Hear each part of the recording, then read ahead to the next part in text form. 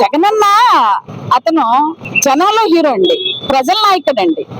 ప్రజలకి జగనన్న అనే వ్యక్తి యోగక్షేమాల్లో ఆర్థికంగాను, ఆరోగ్యంగాను, విద్యలోను, వైద్యంలోను అన్ని విధాలా కూడా సంక్షేమ పథకాలు పేరు చెప్తే జగనన్న గుర్తొస్తాడు ఈ స్టేట్ లో.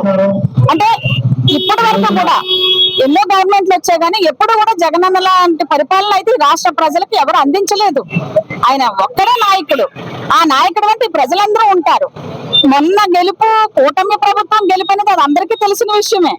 జగనన్నని ఎదుర్కోలేక 3 పార్టీలు ఒకటయ్యాయి. అందులో తెలిసిపోతున్న అసమర్థత.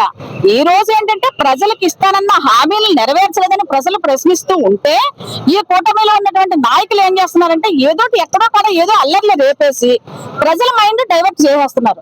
ఎందుకంటే ప్రజలకు రావాల్సిన హక్కులను సాధించుకునే ఆలోచనలో ప్రజలు ఉన్నారు. ఈ రోజు ప్రతి ఒక్కరు ప్రశ్నిస్తారండి. కూటమి ప్రభుత్వాన్ని ప్రతి ఒక్కరు ప్రశ్నిస్తున్నారు. ఎందుకంటే అది ఇవ్వలేక, చెయ్యలేక ఇలాగ దాడులు, దందాలు, బలమన్నాలు ఇలాంటివన్నీ కూడా గచ్చగొట్టి ప్రజల్ని ఈ విధంగా ప్రజల మైండ్ డైవర్ట్ చేస్తారు. చెప్పండి, ఒక మహిళగా కాకుండా ఒక శాసన మండలి ఎక్స్ సభ్యురాలిగా అంటే ఒక ఉన్నతమైన పదవి ఉండి ఈ రోజు ఈ స్థాయిలో ఉన్నారు. డిప్యూటీ సీఎం పవన్ కళ్యాణ్ ప్రశ్నిస్తానన్న వ్యక్తి ఈరోజు డిప్యూటీ స్థాయి మంత్రిగా కూడా ఉన్నారు. మరి పవన్ కళ్యాణ్ గారు ఈ కూటమి ప్రభుత్వాన్ని ప్రశ్నిస్తున్నారా? అది ఏంటి పవన్ కళ్యాణ్ గారు ఈ కాకినాడ పరిధికి సంబంధించిన వ్యక్తి అంటే పిఠాపురంలో ఎమ్మెల్యేగా ఉన్నారు, ఏం చెప్తారు?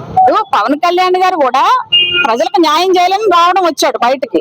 కానీ ఆయన ఏమి చేయలేనటువంటి పరిస్థితి ఈ రోజు. ఎందుకంటే కూటమి ప్రభుత్వానికి ఈయన అండుంటేనే చక్కగా ఉంటుంది. కానీ ఈయన కూడా ఏమీ చేయలేని పరిస్థితి. ఈయన చేయనివ్వట్లేదో, చేస్తాడో లేకపోతే ఏంటో తెలియదు. కానీ మొత్తం వీళ్ళందరూ కలిసి చేస్తున్నటువంటి నాటకం ఇది.